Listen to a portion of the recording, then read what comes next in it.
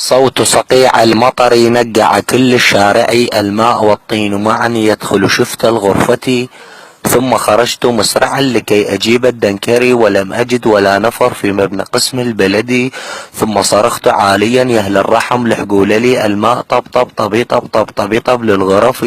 والماء صار عاليا حتى وصل بالمترة، وطحت طيحا مغرزا في نقرة غميجتي، وانعال ظل طامسا طاطمسا هالطمستي.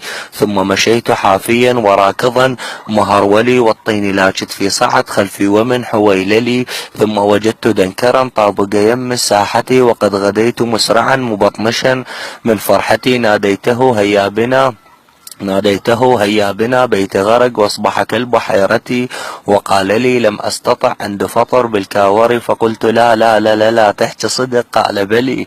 ثم رجعت ضائجا من فعل هذا الرجل، واخبرت امي قائلا يا يم حضر الكرك، بلكت احط لساترا يسد ماء الشارع، لكن يطب مسرعا لاحظته شيك الظلي. وقال لي حل سهل، سمعت احد اخوتي اليوم نفرش يا اخي وننام فوق السطح.